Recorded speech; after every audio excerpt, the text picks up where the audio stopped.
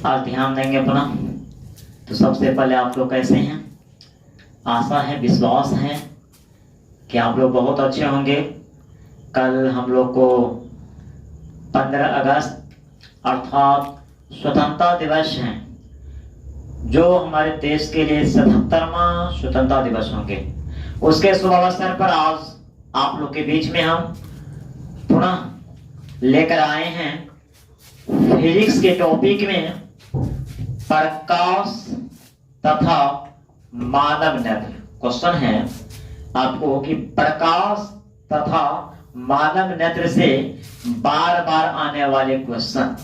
जी, आज का जो सीरीज होने वाले हैं बहुत ही विशाल होने वाले हैं, बहुत ही विशाल, क्योंकि टॉपिक का नाम है प्रकाश प्लस मानव नेत्र से बार बार आने वाले क्वेश्चन। बार बार आने वाले क्वेश्चन अर्थात विवियर ऑब्जेक्टिव दृष्टि दोनों ही टॉपिक से हैं, उसको लेकर आज हम आए हैं। तो प्रकाश का मतलब होता है कि इस चैप्टर में प्रकाश का परावर्तन भी आएगा और अपवर्तन भी आएगा। तो प्रकाश के परावर्तन और अपवर्तन और एक न्यू चैप्टर है मानव नेत्र। इस तीन टॉपिक को मिलाकर हम लेकर आए हैं, जो आपके बिहार बोर्ड में बार बार क्वेश्चन आते हैं। तो बातों को लंबी किए बिना हम लोग क्वेश्चन की ओर चलते हैं। तो मेरा पहला क्वेश्चन आपके स्क्रीन पर आया है कि वायु में, तो वायु का दूसरा नाम होता है निर्वात और उसका भी दूसरा नाम होता है शून्य। तो तीन शब्द आ गया, वायु, निर्वात और शून्य। ये तीनों शब्द अलग अलग है और मीनिंग एक ही है, खाली स्थान। तो वायु में प्रकाश की गति और गति का दूसरा नाम चाल होता है। तो मेरा क्वेश्चन सीधा सीधा समझिए प्रिय मित्रों, वायु में प्रकाश की चाल कितनी है? वायु में जो प्रकाश की चाल है वह कितनी है? आपके ऑप्शन में जो दिया गया है उस ऑप्शन को देखकर आप अंदाजा लगा सकते हैं कि वायु में प्रकाश की जो चाल है 3 × 10⁸ मीटर प्रति सेकेंड। आपको 3 × 10⁸ मीटर प्रति सेकेंड, यही यदि किलोमीटर के फॉर्म में होता तो हो जाता 3 × 10⁵ किलोमीटर प्रति सेकेंड। तो मेरे को इस फॉर्म में तो नहीं दिया, हमको मीटर के फॉर्म में दिया है। तो आपका आंसर नंबर 1 होगा। आप लोग देख सकते हैं बोर्ड पर कि वायु में प्रकाश की चाल कितनी होती है। तो 3 × 10⁸ मीटर प्रति सेकेंड या 3 × 10⁵ किलोमीटर प्रति सेकेंड या 3 लाख किलोमीटर प्रति सेकेंड। तो चलते हैं अब नेक्स्ट क्वेश्चन आपके डिस्प्ले पर। दूसरा क्वेश्चन है श्वेत प्रकाश कितने रंगों के मेल से बना होता है? श्वेत प्रकाश जो होते हैं वो कितने रंगों के मेल से बना होता है? अर्थात ये श्वेत प्रकाश जो है वो 7 रंगों के मिश्रण से बना है। श्वेत प्रकाश कितने रंगों के मिश्रण से बना है प्रिय मित्रों? 7 रंगों के मिश्रण से बना है। देखिए ये ऑब्जेक्टिव टाइप क्वेश्चन है, यहाँ पर ज्यादा आपको विश्लेषण की जरूरत नहीं है। जी, मैथ नहीं है कि हर टॉपिक को आप तोड़ तोड़ कर आंसर पूछ सकते हैं। साइंस है चाहे सोशल साइंस है, कुछ ही क्वेश्चन को आप विश्लेषण कर सकते हैं, अन्यथा डायरेक्ट आप थ्योरिकल पढ़े हैं और इसको आप सॉल्यूशन कर सकते हैं। तो आपका दूसरा क्वेश्चन है कि श्वेत प्रकाश कितने रंगों के मेल से बना होता है? तो 7। आप अगले क्वेश्चन को देखिएगा। आगे के क्वेश्चन है प्रकाश के चिकने पृष्ठ से टकराकर वापस लौटने की घटना को क्या कहते हैं?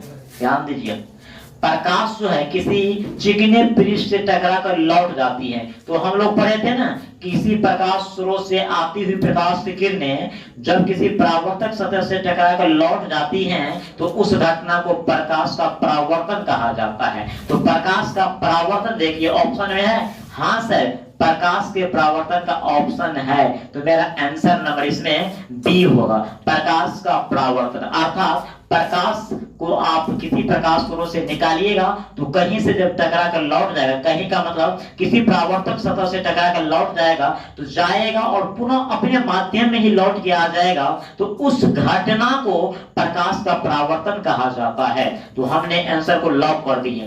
फिर नेक्स्ट क्वेश्चन देखते हैं। नेक्स्ट क्वेश्चन मेरा है कि निम्न में से किस रंग का तरंग दैर्घ्य अधिकतम होता है। जी, हम लोग पढ़े थे कि किस रंग का तरंग दैर्घ्य अधिक होता है। हम लोग दो कलर में कंपैरिजन को देखे थे। यदि तरंग दैर्घ्य अधिक लाल का होता है तो कम बैगनी का हो जाता है, यदि विचलन अधिक बैगनी का होता है तो कम लाल का होता है। उस तरह से हम लोग क्वेश्चन पढ़े थे। तो उसमें से एक क्वेश्चन आपको आया है क्या कि किस रंग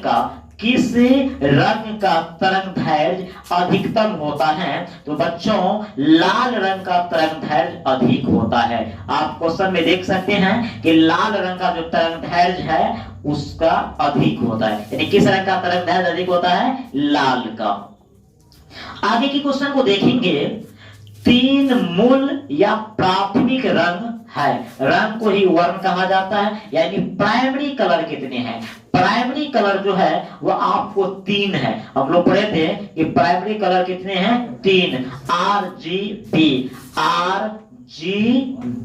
रेड ग्रीन ब्लू, यानी लाल हरा नीला। यहाँ पर देखिए लाल हरा नीला ऑप्शन नंबर ए में है। आप लोग स्क्रीनशॉट भी ले सकते हैं, लेकिन कोई दिक्कत नहीं, स्क्रीनशॉट नहीं लीजिएगा, वीडियो में देख लीजिएगा, या आपको इसका पीडीएफ भी दिया जाएगा। तो बेशक आप लोग इत्मीनान से मैथ को कंसंट्रेशन करके एकदम पूरा बैलेंस रख के आप एक एक क्वेश्चन को तहकीकात करके आप सुनिए। वादा करता हूं आपको सभी क्वेश्चन वन स्टेप में याद होगा, क्योंकि आपको ध्यान मेरे ओर होना चाहिए। मैं आपको बोलता हूं क्वेश्चन कि तीन मूल या प्राथमिक रंग हैं। ऐसे भी क्वेश्चन पूछ सकते हैं कि प्राथमिक रंग की संख्या कितने हैं, तो हम लोग कह सकते हैं कि प्राथमिक रंग की संख्या तीन है। लेकिन यहाँ पर क्वेश्चन है कि तीन कौन कौन से हैं, तो लाल हरा नीला। आगे की क्वेश्चन देखते हैं। आगे की क्वेश्चन है कि कैमरे में किस प्रकार का लेंस उपयोग में लाया जाता है। जी, कैमरा में जो लेंस होता है वो कौन सा लेंस होता है? कैमरे में उत्तल लेंस होता है। कैमरे में कौन सा लेंस होता है?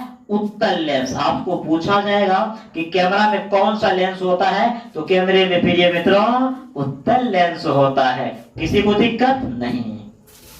प्रिय मित्रों नेक्स्ट क्वेश्चन, यदि वायुमंडल न हो तो पृथ्वी से आकाश किस रंग का दिखाई देगा? अरे बाप, वायुमंडल नहीं होगा तो आकाश काला दिखाई देगा। इसलिए अंतरिक्ष यात्री को आकाश किस तरह से दिखाई देता है? काला। वही क्वेश्चन को घुमा दिया है थोड़ा कि यदि वायुमंडल न हो तो पृथ्वी से आकाश की जो कलर है वो किस रंग का हो जाएगा? वो आपको काला हो जाएगा। तो हम लोग काला में क्लिक कर देंगे। जी, आगे के क्वेश्चन देखिए ये सब क्वेश्चन आपको एग्जाम में पूछा गया है और आने वाले समय में भी पूछेगा। इसलिए इस टॉपिक का नाम है कि प्रकाश प्लस मानव नेत्र से बार बार आने वाले वीवीआई क्वेश्चन। एक एक क्वेश्चन आपके लिए वीवीआई है, इसलिए नजरअंदाज नहीं, स्किप नहीं, एक एक क्वेश्चन को आप सुनिए, आपको सुनी हुई बात जल्दी याद होता है। चलिए आगे की क्वेश्चन है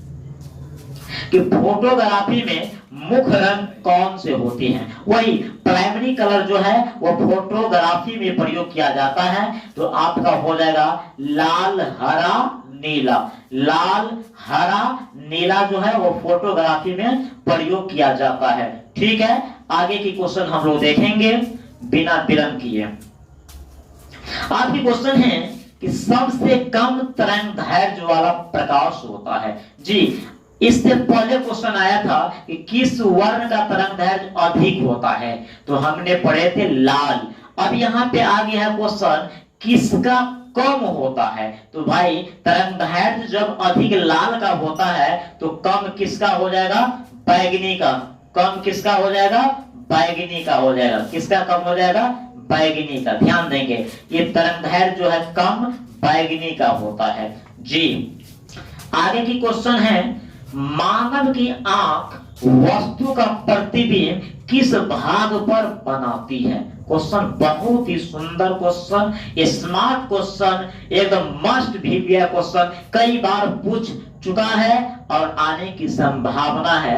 कहता है क्वेश्चन कि मानव की जो आंख है ना, तो उस आंख पर जो वस्तु का प्रतिबिंब बनता है वह किस जगह पर प्रतिबिंब बनता है? तो वो रेटिना, इंग्लिश में रेटिना कहते हैं और हिंदी में दृष्टि पटल कहते हैं। तो मानव आंख के किस भाग पर प्रतिबिंब बनता है? रेटिना या दृष्टि पटल। आगे की क्वेश्चन हम लोग देखेंगे। आगे की क्वेश्चन है डायऑप्टर। डायऑप्टर किसकी इकाई या मात्रक है? डायऑप्टर को डी से संकेत से सूचित किया जाता है। डायऑप्टर का जो संकेत होता है वह डी होता है। तो उस डायऑप्टर जो है किसकी इकाई है? इकाई माने मात्रक। तो लेंस की क्षमता की। आपको क्वेश्चन पढ़ सकता है कि लेंस की क्षमता का ऐसा मात्रक क्या होता है? तो हम लोग कह सकते हैं डायऑप्टर। क्वेश्चन अपोजिट कर दिया है, उल्टा कर दिया है। तो लेंस की क्षमता का ऐसा मात्रक जो होता है वह डायऑप्टर होता है। क्या होता है मेरे दोस्तों? डायऑप्टर होता है। हम आगे की क्वेश्चन पुनः देखेंगे, आप लोग बने रहिए।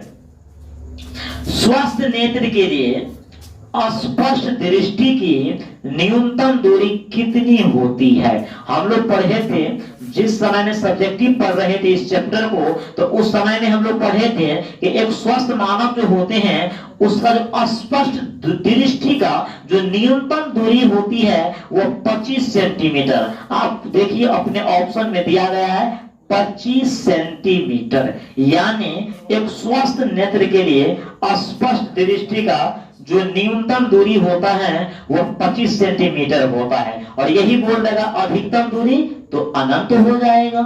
आगे की क्वेश्चन पुनः हम लोग देखेंगे। निकट दृष्टि दोष।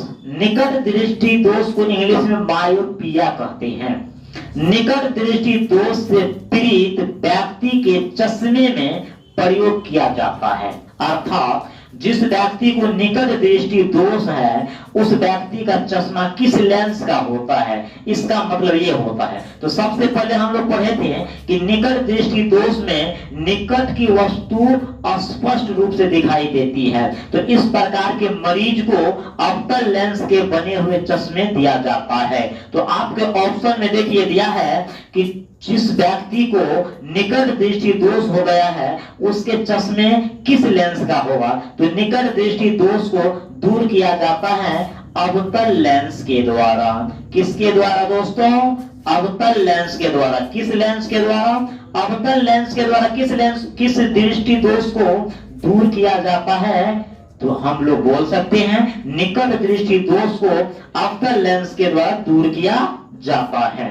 नेक्स्ट क्वेश्चन, सबसे अधिक विचलन वाला रंग या वर्ण। ध्यान दीजिएगा, वर्ण का दूसरा नाम रंग होता है और विचलन का दूसरा नाम झुकाव होता है। तो कहता है क्वेश्चन ये कि सबसे अधिक विचलन किस रंग का होता है? जी ये क्वेश्चन कई बार पूछ चुका है, आने की संभावना है। देखिए यदि तरंगदैर्घ्य अधिक लाल का है तो कम बैगनी का हो जाएगा। यदि विचलन अधिक बैगनी का है तो कम लाल का हो जाएगा। तो यहाँ पर पूछ रहा है क्वेश्चन किस रंग का विचलन अधिक होता है? किस रंग का विचलन अधिक होता है? तो हम लोग इसको घेरेंगे, बैगनी कलर का जो है विचलन अधिक होता है। बैगनी का विचलन अधिक होता है। नेक्स्ट क्वेश्चन आपके स्क्रीन पे है, मानव के आंख में पाया जाता है। वाह, क्वेश्चन है कि मानव के आंख में पाया जाता है, यानी मानव के आंख में कौन सा लेंस पाया जाता है? तो मानव के आंख में जो लेंस होता है, मानव के आंख में जो लेंस होता है वह उत्तल लेंस होता है। मानव के लेंस में, मानव का जो आंख है उसमें कौन सा लेंस होता है? उत्तल लेंस होता है। मानव के आंख में कौन सा लेंस होता है? उत्तल लेंस होता है। मानव के आंख में कौन सा लेंस होता है? उत्तल लेंस होता है। देखिए लाइन डिस्टर्ब करते हैं, उसको आप लोग सही से कीजिए। आगे की क्वेश्चन है,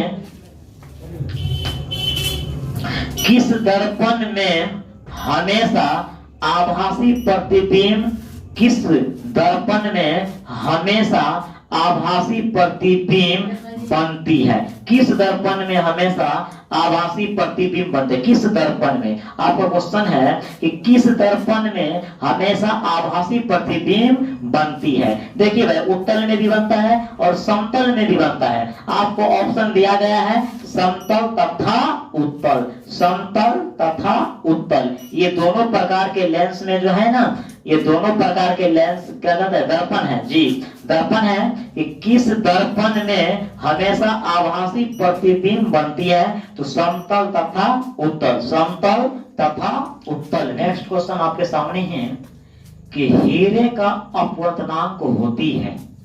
हीरा जो है उसका अपवर्तनांक, अब हम लोग पढ़े थे अपवर्तनांक कि प्रकाश जो है यानी निर्वात में प्रकाश की चाल और जिस माध्यम का हमें अपवर्तनांक निकालना है उस माध्यम में प्रकाश की चाल से हम भाग दे देंगे और जो मेरा भागफल आएगा उसी को हम लोग अपवर्तनांक कहते हैं।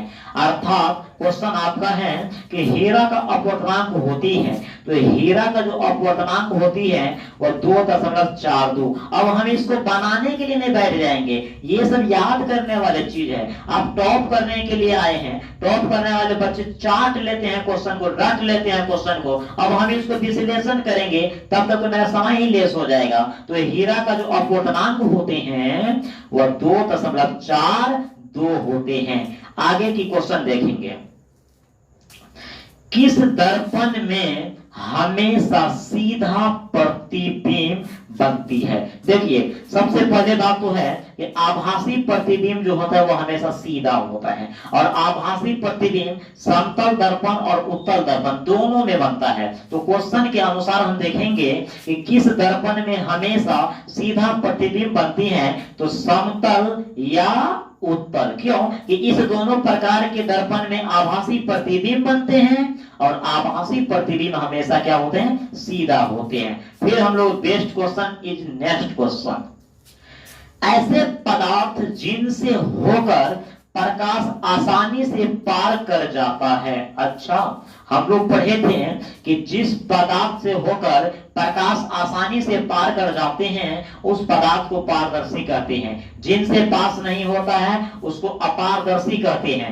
और जिनसे थोड़ा थोड़ा पास होते हैं उसको पारभासी कहते हैं। तो क्वेश्चन तुम्हारा यहाँ पर है कि ऐसे पदार्थ जिनसे होकर प्रकाश आसानी से पार कर जाते हैं, तो भाई हम लगा देंगे पारदर्शी में, क्योंकि हम पढ़े हैं कि पारदर्शी से पार होता है, अपारदर्शी से पार नहीं होता है। तो इसका आंसर पारदर्शी। फिर आगे की क्वेश्चन देखेंगे, वास्तविक और आभासी दोनों प्रकार के प्रतिबिंब किस दर्पण में बनते हैं? देखिए, बहुत अच्छी क्वेश्चन है। वास्तविक और आभासी जो है किस दर्पण में? तो इससे पिछले क्वेश्चन में हम लोग पढ़े थे कि समतल और उत्तल दर्पण जो होता है इसमें आभासी प्रतिबिंब बनते हैं और यहाँ पर आपको दोनों प्रतिबिंब है, तो हम इसको लॉक कर देंगे। अवतल दर्पण जो है आभासी प्रतिबिंब और वास्तविक प्रतिबिंब दोनों प्रतिबिंब बनाते हैं। आगे की क्वेश्चन देखेंगे, अवतल दर्पण की फोकस दूरी एवं वक्रता त्रिज्या होती है। अवतल दर्पण की फोकस दूरी एवं वक्रता त्रिज्या जो होती है अवतल दर्पण है, तो अवतल दर्पण का सभी प्रॉपर्टी जो है वह ऋणात्मक होता है। अवतल दर्पण का जो फोकस दूरी होता है, वक्रता त्रिज्या होता है, ये सब क्या होता है? आपको ऋणात्मक होते हैं। क्या होते हैं? ऋणात्मक। देखिए, नेक्स्ट क्वेश्चन है कि अवतल दर्पण की फोकस दूरी एवं वक्रता त्रिज्या होती है, यानी अवतल दर्पण का जो फोकस दूरी है और वक्रता त्रिज्या वह किस प्रकृति का होती है? तो वह ऋणात्मक होते हैं। अवतल का जो फोकस दूरी है, वक्रता त्रिज्या है, वह ऋणात्मक होती है, तो उत्तल का क्या हो जाएगा? धनात्मक हो जाएगा। तो यहाँ पर आपको आंसर बी हो जाएगा। फिर आगे की क्वेश्चन हम लोग देखेंगे, मोटर गाड़ी के चालक के सामने लगा रहता है। मोटर गाड़ी के चालक के सामने, चालक का मतलब ड्राइवर होता है, यानी मोटर गाड़ी के चालक के सामने कौन सा दर्पण लगा रहता है? इस क्वेश्चन को ऐसे भी पूछा जा सकता है कि साइड मिरर के रूप में किस दर्पण का प्रयोग किया जाता है? तो हम लोग लिखेंगे इसको उत्तल दर्पण। किस दर्पण का प्रयोग किया जाता है? उत्तल दर्पण का। अब कबो कबो इस क्वेश्चन को सब्जेक्टिव में पूछते हैं कि उत्तल दर्पण का प्रयोग साइड मिरर के रूप में क्यों किया जाता है? तो हम लोग सब्जेक्टिव में देखेंगे उत्तल दर्पण का प्रयोग साइड मिरर के रूप में किया जाता है। फिर नेक्स्ट क्वेश्चन है, ऐसे पदार्थ जिनसे होकर प्रकाश आर पार नहीं करते हैं। जी, पार कर गया था तो हम लोग लिखे थे पारदर्शी, और यहाँ पर पार नहीं करते हैं तो हम लोग लिखेंगे अपारदर्शी। जी सर, ये अपारदर्शी है, जिससे प्रकाश आर पार नहीं होगा उसको अपारदर्शी कहेंगे। फिर आगे की क्वेश्चन को हम लोग देखेंगे कि किस दर्पण में प्रतिबिंब सीधा और आकार में वस्तु के बराबर होती हैं। देखिए, एक तो आपको सीधा है तो इसका मतलब आभासी प्रतिबिंब है, और क्या कहा गया है कि आकार में जो है वस्तु के बराबर होते हैं। तो वस्तु के बराबर जो होते हैं वह समतल दर्पण में, किस दर्पण में होते हैं सर? समतल दर्पण में होते हैं। फिर आगे की क्वेश्चन है, लेंस में मुख्य फोकस की संख्या कितनी होती है? अब देखो, इसको डायग्राम बनाने की कोई जरूरत नहीं है, ये सिंपल बिना विश्लेषण को हम लोग याद भी रख सकते हैं कि लेंस जो होते हैं, लेंस में मुख्य फोकस की संख्या कितने होते हैं? 2 होते हैं। लेंस में मुख्य फोकस की संख्या कितने होते हैं? 2 होते हैं। आगे की क्वेश्चन है कि साइलोन या दादी बनाने में प्रयोग किया जाता है। देखिए, साइलोन में जो दर्पण होता है वो अवतल दर्पण होता है। इस क्वेश्चन को कई तरीका से पूछा जाता है। हजामती दर्पण के रूप में किस दर्पण का प्रयोग किया जाता है, या साइलोन में किस दर्पण का प्रयोग किया जाता है, या दादी बनाने में किस दर्पण का प्रयोग किया जाता है? तो हम लोग डायरेक्ट इसको कहेंगे कि अवतल दर्पण का प्रयोग किया जाता है। किस दर्पण का प्रयोग किया जाता है? अवतल दर्पण का प्रयोग किया जाता है। फिर हम आगे की क्वेश्चन को देखेंगे कि डायऑप्टर उस लेंस की क्षमता होती है जिसकी फोकस दूरी होती है। अच्छा, डायऑप्टर किसको कहेंगे? जिस लेंस का जो फोकस दूरी 1 मीटर होती है उस लेंस की क्षमता को 1 डायऑप्टर कहा जाता है। तो ऑप्शन में देखिए 1 मीटर आपको यहाँ पर दिया गया है। तो जिस लेंस की फोकस दूरी यदि 1 मीटर है तो उस लेंस की क्षमता को हम लोग 1 डायऑप्टर कहेंगे। इसलिए मेरा आंसर नंबर डी हो जाएगा। डी से चलो दिल्ली घूमने के लिए। फिर है, समान मानव नेत्र का दूर बिंदु होती है। जी, इससे पहले क्वेश्चन आया था कि एक स्वस्थ मनुष्य का जो न्यूनतम दूरी होता है, स्पष्ट दूरी होता है, वो 25 सेंटीमीटर। लेकिन यहाँ पर क्वेश्चन है कि समान नेत्र का दूर बिंदु, तो बाबू दूर बिंदु जो होता है वो अनंत होता है। क्या होता है दूर बिंदु? अनंत। देखिए, एक एक क्वेश्चन पे निगाह को रखिए, एक एक क्वेश्चन को निगाह पे रखना है, दिमाग में रखना है, जहन में रखना है, आपको याद होगा, 100% आपको याद होगा। और एक एक बात को ध्यान दीजिए, क्वेश्चन आपको कुछ याद करना पड़ता है, कुछ तर्क दिया जाता है, सुनी हुई बातों थोड़ा जल्दी याद होता है। तो इसलिए आपको समान मानव नेत्र का दूर बिंदु होते हैं, अनंत होते हैं। फिर आगे की क्वेश्चन है कि दूर या हाइपरमेट्रोपिया, हाइपरमेट्रोपिया दृष्टि दोष दूर किया जाता है। इसका हम लोग अपोजिट क्वेश्चन पिछले क्वेश्चन में हम लोग कुछ क्वेश्चन पहले पढ़े थे कि निकट दृष्टि दोष वाले व्यक्ति का जो चश्मा होता है वह किस लेंस का होता है? तो हम लोग आंसर दिए थे अवतल लेंस का। लेकिन अब यहाँ पर क्वेश्चन आ गया है ये दूर दृष्टि वाले व्यक्ति का जो चश्मा होता है वह किस लेंस का होता है? तो हो जाएगा उत्तल लेंस का। किस नहीं, उत्तल लेंस का। दूर या हाइपरमेट्रोपिया दृष्टि दोष दूर किया जाता है उत्तल लेंस से। तो यहाँ पर उत्तल लेंस नहीं दिया गया, यहाँ पर उत्तल दर्पण है, तो दर्पण की जगह क्या हो जाएगा? लेंस हो जाएगा। दर्पण की जगह लेंस, यानी उत्तल लेंस से जो है दूर दृष्टि दोष को दूर किया जाता है। किस लेंस से? उत्तल लेंस से।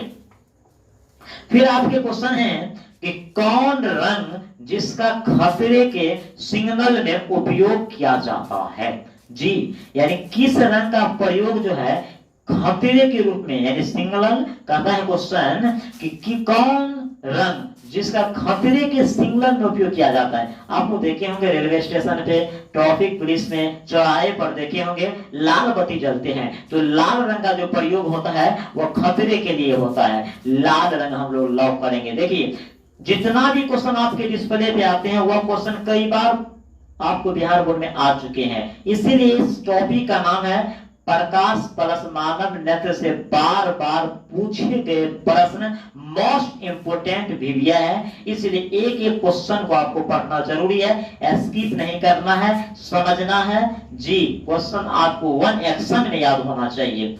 अब हम आगे की क्वेश्चन को देखेंगे कि एस्पेक्ट्रम या वर्णपट, इंग्लिश में एस्पेक्ट्रम कहते हैं और हिंदी में वर्णपट कहते हैं। तो कहता है क्वेश्चन क्या, एस्पेक्ट्रम प्राप्त करने के लिए किसका उपयोग होता है, यानी स्पेक्ट्रम हमें प्राप्त करना है तो किसका उपयोग करना है। हम लोग पढ़े थे वर्ण विक्षेपण में पढ़े थे कि स्पेक्ट्रम प्राप्त करने के लिए प्रिज्म का प्रयोग किया जाता है। किसका, प्रिज्म। तो देखिए यहाँ पर प्रिज्म दिया गया है तो हमारा आंसर प्रिज्म हो जाएगा। फिर आगे की क्वेश्चन है कि इंद्रधनुष किस प्रकार का स्पेक्ट्रम है। बरसात के समय में हम लोग आसमान में देखते हैं एक धनुष का रूप लेता है, यानी इंद्रधनुष का रूप ले लेता है। तो वो कहता है क्वेश्चन क्या कि इंद्रधनुष किस प्रकार का स्पेक्ट्रम है, वह प्राकृतिक है। वो किस प्रकार का है, प्राकृतिक। क्योंकि आसमान में हम लोग तो ये बनाने के लिए नहीं जाते, ये तो भगवान के द्वारा बनता है, इसलिए इसको प्राकृतिक कहते हैं। हम लोग प्रिज्म में जो प्रैक्टिकल करते हैं वो मानव निर्मित हो गए हैं। तो ये जो क्वेश्चन है कि इंद्रधनुष किस प्रकार का स्पेक्ट्रम है, वह प्राकृतिक है। किस लेंस की फोकस दूरी एवं वक्रता त्रिज्या धनात्मक होती है। इसका अपोजिट क्वेश्चन पीछे आ चुकी है। ये क्वेश्चन है कि किस लेंस की फोकस दूरी और वक्रता त्रिज्या धनात्मक होती है। सर उत्तल लेंस का जो है ना फोकस दूरी और वक्रता त्रिज्या क्या होते हैं, धनात्मक होते हैं। तो हम लोग लॉक कर देंगे उत्तल लेंस को। देखिए हम लोग को भी कॉन्फिडेंस है, इसी तरह आप लोग को भी कॉन्फिडेंस होना चाहिए। और देखिए ऑनलाइन बच्चे को पढ़ना चाहिए, लेकिन ऑनलाइन के अलावा ऑफलाइन भी पढ़ना चाहिए। ऑनलाइन से ही टॉप नहीं होता है। आप लोग इस बात को ध्यान देंगे कि ऑनलाइन से ही बच्चे सक्सेस नहीं होता है। आपके अगल बगल में यदि ऑफलाइन है तो आपको वहां भी मदद लेना चाहिए। जी इस बात को ध्यान देंगे कि ऑनलाइन से ही सिर्फ आप टॉपर नहीं हो सकते हैं, आपको ऑफलाइन भी करना जरूरी है। इसलिए आप अपने अगल बगल ऑफलाइन की व्यवस्था को इंतजाम करेंगे। जी आगे की क्वेश्चन देखिए। आगे की क्वेश्चन है कि नेत्र गोलक का जो व्यास होता है वह लगभग कितना होता है। अब देखिए, अब हम इसको नापने के लिए तो नहीं जाएंगे आंख में, ये डायरेक्ट याद करने वाली चीज हमको याद रखेंगे। हमको जी आपको एग्जाम में एग्जामिनर ये नहीं पूछेगा तू कैसे समझ गया इतना होता है, जी किताब में लिखा तुम समझ गए। तो नेत्र गोलक का जो व्यास होता है वह लगभग 2.3 सेंटीमीटर होता है। 2.3 सेंटीमीटर होता है। समझ रहे हैं आप लोग। जी आगे देखिए, प्रकाश की चाल सर्वाधिक होती है। बहुत अच्छी क्वेश्चन है, यानी प्रकाश का जो रफ्तार है, जो गति है, वो चाल है, किस माध्यम में सबसे ज्यादा होती है। जी प्रकाश की चाल जो है सबसे ज्यादा किस माध्यम में होते हैं, तो निर्वात में। निर्वात का ही दूसरा नाम शून्य होता है, शून्य का ही दूसरा नाम हवा होता है। समझ में आ गए। तो निर्वात में प्रकाश की चाल सबसे अधिक होती है, 3 लाख किलोमीटर प्रति सेकेंड होती है। तो आगे की क्वेश्चन को पुनः देखेंगे हम लोग। तेल लगा कागज होता है। जी जिस कागज में तेल लगा होता है उसको क्या कहा जाता है, पारभासी कहते हैं, यानी स्पष्ट उससे किरण नहीं जा सकता है। प्रकाश की किरणें स्पष्ट नहीं जाएगा, थोड़ा थोड़ा जाएगा। तो हम लोग परिभाषा पढ़े थे, ऐसे पदार्थ जिनसे होकर प्रकाश आंशिक रूप से जाता है उसे पारभासी कहते हैं। तो तेल लगा हुआ जो है वह पेपर, वह पारभाषक हो जाएगा। आपका क्वेश्चन है कि तेल लगा कागज होता है पारभाषक या पारभासी। आगे की क्वेश्चन है, प्रकाश की किरणें गमन करती हैं। प्रकाश की किरणें गमन करती हैं। जी प्रकाश हमेशा सीधी रेखा में गमन करती है। यदि मान लेते हैं कि यदि टॉर्च है, इनसे जो प्रकाश निकलेगा वो तो सीधी रेखा में जाएगा, इसलिए प्रकाश गमन करती है सीधी रेखा में। किस रेखा में, सीधी रेखा में प्रकाश की किरणें गमन करती हैं। प्रकाश की जो किरणें होती हैं वो किस रेखा में गमन करती है, जी सीधी रेखा में गमन करती है। किस रेखा में, सीधी रेखा में गमन करती है। फिर हम लोग आगे की क्वेश्चन को देखेंगे कि सर्च लाइट परावर्तक सतह होता है। जी सर्च लाइट जो होता है उसका जो परावर्तक सतह होते हैं वह किसका होता है, किस लेंस का कि किस दर्पण का। तो ये जो है सर्च लाइट जो होता है ये अवतल दर्पण का होता है। किस दर्पण का होता है, अवतल दर्पण का होता है। सर्च लाइट किस दर्पण का, अवतल दर्पण का होता है। किस दर्पण, अवतल दर्पण। आगे की क्वेश्चन है, निम्नांकित में से या निम्नलिखित में से कौन सा पदार्थ लेंस के लिए प्रयुक्त नहीं किया जाता है? जी सर, इसमें से आप ऑप्शन में देखिए कौन ऐसे पदार्थ हैं जिससे हम लेंस नहीं बना सकते हैं। देखिए इसका डायरेक्ट एक्शन हम लोग मिट्टी का लेंस नहीं बनता है, और ये एक ऐसा इकलौता क्वेश्चन है जो बिहार बोर्ड में कई बार आ चुके हैं, आप गिन नहीं सकते हैं, इतनी बार आ चुके हैं। इसीलिए क्वेश्चन आपका है कि निम्नांकित में से या निम्न में से या निम्नलिखित में से कौन सा पदार्थ लेंस के लिए प्रयुक्त नहीं है, यानी प्रयोग में नहीं आता है? तो हम लोग किसको क्लिक करेंगे? मिट्टी को क्लिक करेंगे। किसको? मिट्टी को। फिर आगे की क्वेश्चन को देखेंगे। एक लेंस की क्षमता 5 डायोप्टर है, देखिए माइनस में है। एक लेंस की क्षमता 5 डायोप्टर है, तो फोकस दूरी अरे 5 दिया है तो 20 पंचे 100, हम 20 में करेंगे क्लिक, लेकिन यहाँ पर जो है 5 डायोप्टर है तो हम लोग 20 सेंटीमीटर कर देंगे। आगे की क्वेश्चन को देखिए, प्रकाश के अपवर्तन के कितने नियम हैं? जी हम लोग पढ़े थे प्रकाश के परावर्तन के 2 नियम, प्रकाश के अपवर्तन के 2 नियम, प्रतिबिंब 2 प्रकार के, ये सब हम लोग पढ़े थे। तो प्रकाश के अपवर्तन के कितने नियम होते हैं? 2 नियम होते हैं। क्वेश्चन देखने में छोटा लगता है लेकिन लगभग ये एग्जाम में आता है। प्रकाश के अपवर्तन के कितने नियम होते हैं? प्रकाश के अपवर्तन के कितने नियम होते हैं जी?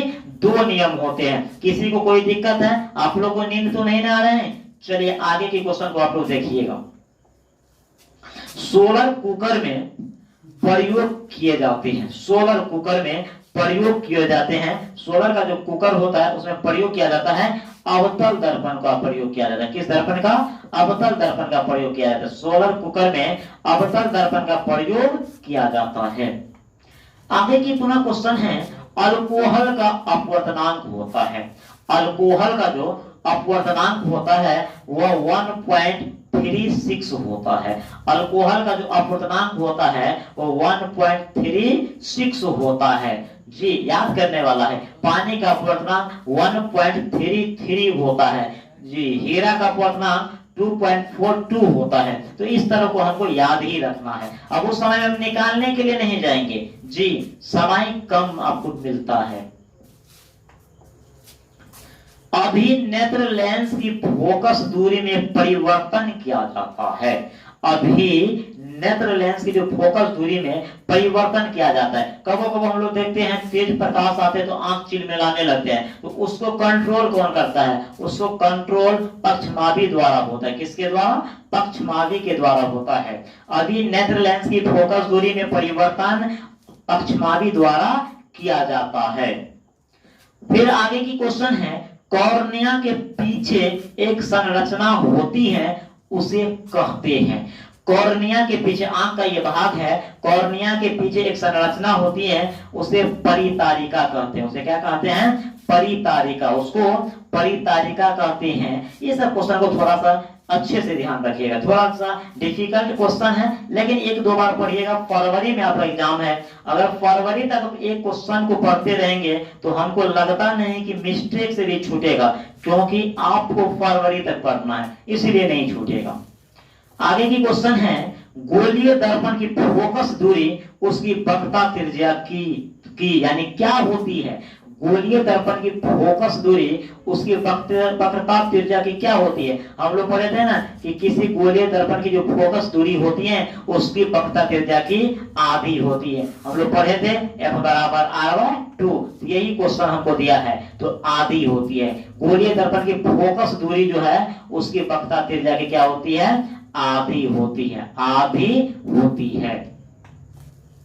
फिर आगे की क्वेश्चन है, किसी वस्तु का आवर्धित काल्पनिक प्रतिबिंब बनता है। आवर्धित का मतलब बड़ा होता है। किस दर्पण से बड़ा प्रतिबिंब, और वह भी आभासी? तो देखिए भाई, अवतल दर्पण से बड़ा प्रतिबिंब बनता है। क्यों? कि उत्तल दर्पण में आभासी प्रतिबिंब तो बनता है लेकिन वस्तु से छोटा बनता है, और यहाँ पर कह दिया आवर्धित, तो आवर्धित का मतलब बड़ा।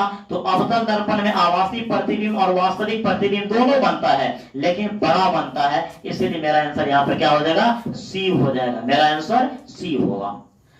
एक गोलीय दर्पण की वक्रता त्रिज्या, एक गोलीय की दर्पण की वक्रता त्रिज्या 40 सेंटीमीटर है, तो इसकी फोकस दूरी होगी। अभी कुछ सेकेंड पहले हम लोग पढ़े थे f बराबर r/2, तो यहाँ पे r का मान आपको दिया है 40, तो इसका क्या हो जाएगा कैलकुलेशन 20, ये हम लोग 20 में करें, तो इसको भी कैलकुलेशन करने की जरूरत नहीं है। क्यों कि f बराबर r/2, जब आपको r 40 है तो f 20 होगा, जब f 20 है तो r 40 होगा, इसलिए मेरा आंसर 20 यानी ऑप्शन नंबर बी होगा।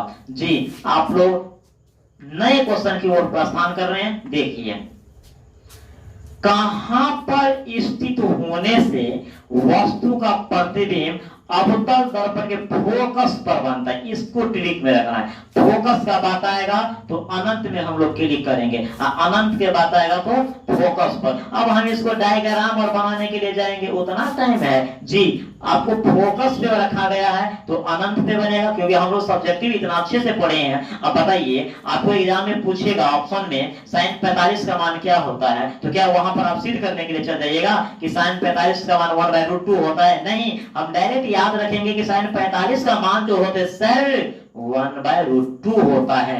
उसी प्रकार से फोकस से प्रतिबिंब जब वो क्या कहता है कि अगर फोकस पर वस्तु है तो प्रतिबिंब अनंत पे बनेगा, अनंत पे रहेगा तो फोकस पर बनेगा, इसलिए मेरा आंसर सी बनेगा। प्रतिबिंब का आवर्धन ऋणात्मक हो तो प्रतिबिंब होगा। जी कहता है कि प्रतिबिंब का आवर्धन, या आवर्धन क्या होता है?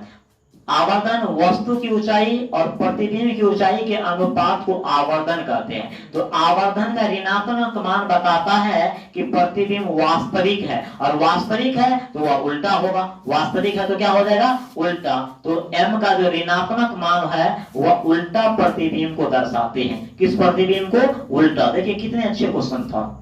वस्तु से छोटा और आभासी प्रतिबिंब किस दर्पण से प्राप्त होता है? अरे भाई उत्तल दर्पण से, क्योंकि साइड मिरर में रूप में, साइड मिरर के रूप में इस दर्पण का प्रयोग किया जाता है। तो उत्तल दर्पण में प्रतिबिंब आभासी तो बनता है लेकिन वस्तु से छोटा बनता है, यदि बड़ा कर देता तो अवतल हो जाता है, इसलिए मेरा ऑप्शन क्या हो जाएगा? डी हो जाएगा। आगे की क्वेश्चन है कि किस दर्पण की फोकस दूरी और वक्ता त्रिज्या धनात्मक होती है? किस दर्पण? जी अवतल दर्पण का सही ऋणात्मक होता है तो उत्तल का सही क्या हो जाएगा? धनात्मक। तो किस दर्पण की फोकस दूरी और वक्ता त्रिज्या धनात्मक होती है? तो उत्तल दर्पण का फोकस दूरी और वक्ता त्रिज्या क्या होता है? धनात्मक होते हैं। फिर आगे की क्वेश्चन हम लोग देखेंगे कि किस लेंस को अपसारी लेंस कहते हैं। बहुत अच्छे क्वेश्चन सब आ रहे हैं। किस लेंस को अपसारी लेंस कहेंगे? अवतल लेंस को अपसारी लेंस कहेंगे। क्यों? क्योंकि जब अवतल लेंस पर प्रकाश की किरणें पड़ती हैं तो विभिन्न दिशाओं में फैला देती है। इस फैलाने के गुण के कारण अवतल लेंस को अपसारी लेंस कहते हैं। तो मेरे दोस्तों आपके क्वेश्चन का जो आंसर होगा किस लेंस को अपसारी लेंस कहते हैं, तो अवतल लेंस को अपसारी लेंस कहते हैं। किस लेंस को? अवतल लेंस को। देखिए अच्छे से, नो स्क्रीनशॉट, अगर लेने की इच्छा तो ले सकते हो, लेकिन इसका पीडीएफ मिलेगा जी, बेहतरीन डेकोरेशन में मिलेगा जी। क्वेश्चन को सजा के रखना है, यही तो मेरे सर पे ताज, यानी मेरे आप लोग के सर पे ताज पहनाएंगे। एक नंबर से बच्चे असफल हो जाते हैं, एक एक नंबर को वैल्यू होता है जी। चलिए, प्रकाश की किरण जब विरल माध्यम से सघन माध्यम में आती है तब वह क्या होता है? जी प्रकाश, इसको बंद कीजिए। जो नेक्स्ट क्वेश्चन देखिएगा, आपके सामने जो नेक्स्ट क्वेश्चन है, प्रकाश की किरण जब विरल माध्यम से सघन माध्यम में आती है। देखिए विरल से सघन बोला है, यही ट्रिक रखना है कि विरल से किधर गया है? सघन। अगर इस टाइप का क्वेश्चन आएगा तो हम लोग एक को ऑप्शन घेर देंगे, अभिलंब की ओर मुड़ जाती है। देखिए ये ट्रिकली याद रखना है कि विरल से सघन की ओर जाता है तो अभिलंब की ओर मुड़ जाती है। किसकी ओर? अभिलंब की ओर मुड़ जाती है। अगर यही कहेगा कि सघन से विरल जाती है तो दूर मुड़ जाती है। यही तो ट्रिक है मेरे दोस्त, यही है कि विरल से सघन तो अभिलंब की ओर मुड़ जाती है।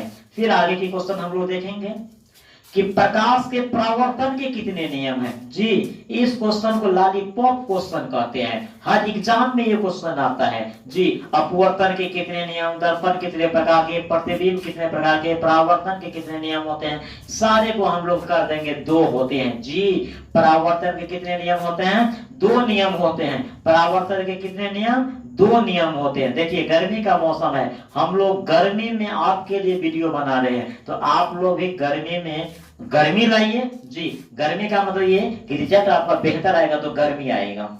आगे की क्वेश्चन देखिए, मोटे लेंस की क्षमता पतले लेंस की तुलना में कम होती है। मोटे लेंस की जो क्षमता होता है ना, वो पतले लेंस की तुलना में क्या होते हैं? कम होते हैं। मोटे लेंस की जो क्षमता होता है वो पतले लेंस की तुलना में कम होते हैं। फिर आगे, दर्शिता का उपचार किस प्रकार के लेंस से किया जाता है? जी, जरा दूरदर्शिता का उपचार किस प्रकार के लेंस से? इसका मतलब क्या हुआ? न नजदीक का दिखाएगा न दूर का, तो स्त्री को कहा जाता है द्विफोक्सी। कौन? द्विफोक्सी या बायफोकल। तो इस बीमारी वाले व्यक्ति को ये चश्मा होता है, द्विफोक्सी या बायफोकल।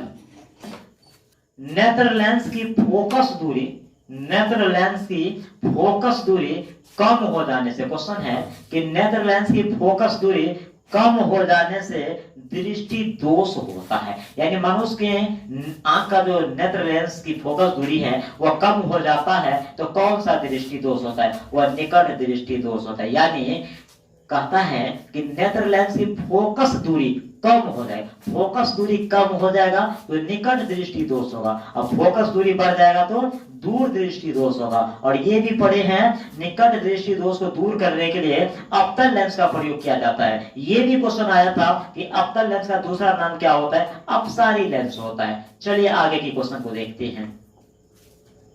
आगे की क्वेश्चन है आपको कि दूर दृष्टि दोष वाली आंख साफ साफ देख सकती है। दूर दृष्टि दोष वाली आंख साफ साफ देख सकती है। तो सबसे पहले हमको यह पता होना चाहिए कि दूर दृष्टि दोष क्या होता है। दूर दृष्टि दोष जो होते हैं, दूर की वस्तु स्पष्ट दिखाई देती है। तो आपका जो क्वेश्चन है प्रिय मित्रों, आपका क्वेश्चन है कि दूर दृष्टि दोष वाली आंख साफ साफ देख सकती है दूर की वस्तु को। कहां की वस्तुओं को? दूर की वस्तु को साफ साफ देख सकती है, इसलिए आंसर आपका ए होगा। यानी निकट दृष्टि होगा तो निकट को देखेगा, दूर दृष्टि होगा तो दूर को देखेगा। चलिए आगे की क्वेश्चन हम लोग देखते हैं। एक प्रिज्म कितने सतहों से घिरा होता है? जी, एक प्रिज्म जो होते हैं वो 5 सतह से घिरा होते हैं। एक प्रिज्म कितने सतहों से घिरा होते हैं? वो 5 सतह से घिरा होते हैं। एक प्रिज्म कितने सतह से? 5। और प्रिज्म का प्रयोग किया जाता है वर्ण विक्षेपण के लिए। वर्ण विक्षेपण से मुझे क्या प्राप्त होता है? स्पेक्ट्रम प्राप्त होता है। और स्पेक्ट्रम में क्या प्राप्त होता है? तरंगदैर्घ्य और झुकाव प्राप्त होता है। तो तरंगदैर्घ्य किसका अधिक होता है? लाल का। कम किसका होता है? बैगनी का। ठीक है, आगे की क्वेश्चन को देखेंगे। किस लेंस को अभिसारी लेंस कहा जाता है? किस लेंस को अभिसारी लेंस कहा जाता है? भाई, उत्तल लेंस को अभिसारी लेंस कहते हैं। जी, क्यों? कि अवतल लेंस को अपसारी लेंस कहते हैं, तो उत्तल लेंस को अभिसारी कहेंगे। जी, तो इसलिए इसका आंसर हो जाएगा कि किस लेंस को अभिसारी लेंस कहा जाता है? तो उत्तल लेंस को। फिर आगे की क्वेश्चन है, पानी से भरी बाल्टी की गहराई कम मालूम पड़ने का क्या कारण है? प्रकाश का अपवर्तन। प्रकाश के अपवर्तन के कारण जो है बाल्टी की गहराई कम मालूम होता है। अब इस क्वेश्चन को सिद्ध करने की क्या जरूरत है भाई? ये तो आपको थ्योरी में से ही छांट कर निकालना है कि प्रकाश के अपवर्तन के कारण जो है, प्रकाश के अपवर्तन के कारण गहराई कम मालूम पड़ते हैं। दर्पण कितने प्रकार के होते हैं? देखिए, दर्पण जो है मुख्यतः 2 ही प्रकार के होते हैं, एक गोलीय दर्पण और एक समतल दर्पण होते हैं। गोलीय दर्पण 2 प्रकार के, उत्तल और अवतल। इसीलिए दर्पण पूछा जाए कितने प्रकार के, तो हम लोग कह सकते हैं 2 प्रकार के होते हैं। फिर आगे की क्वेश्चन है कि प्रतिबिंब कितने प्रकार के होते हैं? भाई, प्रतिबिंब भी 2 प्रकार के होते हैं। एक वास्तविक होते हैं जिसको हम लोग रियल इमेज कहते हैं, एक आपको काल्पनिक होते हैं जिसको वर्चुअल इमेज कहते हैं। वास्तविक प्रतिबिंब जो होता है वह उल्टा होता है, इसलिए इस प्रतिबिंब को पर्दे पर उतारा जाता है। जी कबो कबो आपको सब्जेक्टिव में डाला जाता है कि वास्तविक प्रतिबिंब और आभासी प्रतिबिंब में क्या अंतर होता है।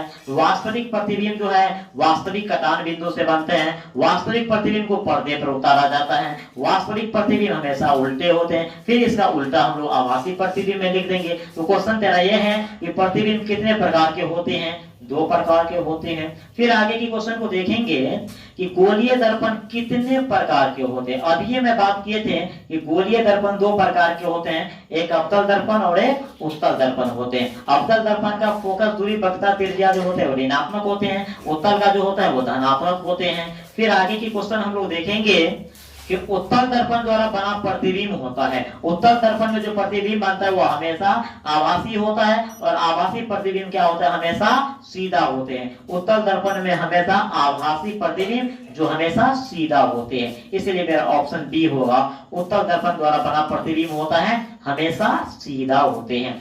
फिर आगे की क्वेश्चन हम लोग देख लेंगे कि किसी माध्यम से अपवर्तनांक का मान होता है, यानी हमें किसी माध्यम का अपवर्तनांक निकालना है। तो स्नेल साहब ने नियम दिया था sin I बटा sin R, sin I बटा sin R, इसलिए इसको स्नेल का नियम या अपवर्तन का दूसरा नियम कहते हैं। तो किसी भी माध्यम का अपवर्तनांक निकालना है, sin I बटा sin R होता है। ये आपको किसी माध्यम से अपवर्तनांक का मान जो होता है वो sin I बटा sin R होते हैं। फिर आगे की क्वेश्चन है प्रतिबिंब की ऊंचाई और वस्तु की ऊंचाई के अनुपात को क्या कहते हैं, आवर्धन कहते हैं। प्रतिबिंब की ऊंचाई और वस्तु की ऊंचाई के अनुपात को ही आवर्धन कहा जाता है। जब आपका आवर्धन का मान ऋणात्मक होता है तो प्रतिबिंब वास्तविक होता है, और जब प्रतिबिंब वास्तविक है उसकी प्रकृति उल्टा होगा। फिर आगे की क्वेश्चन हम लोग को देखेंगे, प्रकाश के परावर्तन के नियम होते हैं। जी प्रकाश के परावर्तन के 2 नियम होते हैं। जी प्रकाश के परावर्तन के 2 नियम, आपतित किरण, परावर्तित किरण, और आपतन बिंदु पर जो खींचा गया अभिलंब होते हैं और तीनों एक ही तल में होते हैं। तीनों कहां होते हैं, एक ही तल में होते हैं। ये देखने की कोई जरूरत नहीं है, ये आपतित किरण, परावर्तित किरण और आपतन बिंदु पर खींचा गया अभिलंब तीनों एक ही कोण, एक ही तल में, एक ही समतल में होते हैं। और ये आपतन कोण बराबर क्या होता है, परावर्तन कोण होता है। आपतन कोण बराबर परावर्तन कोण, इसलिए हम लोग का ऑप्शन नंबर ए हो जाएगा। प्रकाश के परावर्तन के नियम से आपतन कोण बराबर परावर्तन कोण। फिर हम लोग आगे की क्वेश्चन देखेंगे।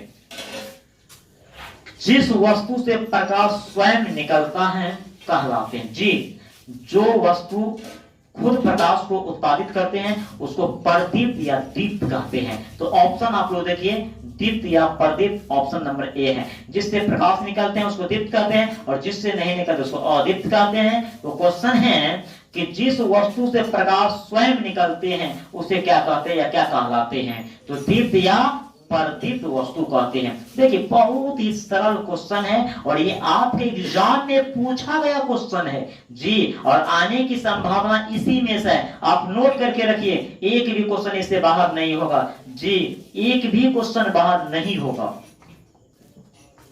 गोलीय दर्पण के मध्य बिंदु को कहते हैं। जी गोलीय दर्पण का जो देखिए, गोलीय दर्पण का जो मध्य बिंदु होता है उसको क्या कहा जाता है, ध्रुव कहते हैं, और सभी दूरियां यहीं से मापे जाते हैं। तो गोलीय दर्पण के जो मध्य बिंदु क्या होता है उसको ध्रुव कहा जाता है, पोल कहा जाता है। फिर आगे की क्वेश्चन आपके सामने है कि किस प्रतिबिंब को पर्दे पर दिखाया जाता है। देखिए पूरा लॉलीपॉप वाला क्वेश्चन है, पूरा एकदम लॉजिक क्वेश्चन है जी।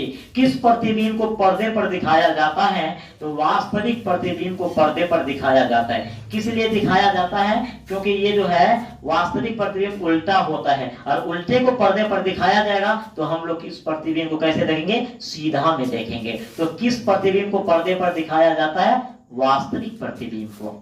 फिर आगे की क्वेश्चन है आपके सामने कि वास्तविक प्रतिबिंब हमेशा होते हैं। जी वास्तविक प्रतिबिंब हमेशा उल्टा होते हैं। क्यों कि आभासी प्रतिबिंब हमेशा सीधा होता है, तो ये क्या हो जाएगा, उल्टा हो जाएगा। फिर मेरा आगे की क्वेश्चन है कि पानी का अपवर्तनांक होते हैं, पानी का जो अपवर्तनांक होते हैं वो 1.33 होता है। पानी का अपवर्तनांक कितने होते हैं, 1.33 होते हैं। फिर आगे की क्वेश्चन को हम लोग देखेंगे कि लेंस की क्षमता यानी P बराबर होता है, P बराबर हम लोग पढ़े थे 1/f होता है। देखिए ऑप्शन में कहीं है P बराबर 1/f होता है, इसीलिए ऑप्शन नंबर डी होगा। ऑप्शन नंबर डी होगा कि P बराबर 1/f, जिसको हम लोग क्षमता कहते हैं, इसीलिए डी।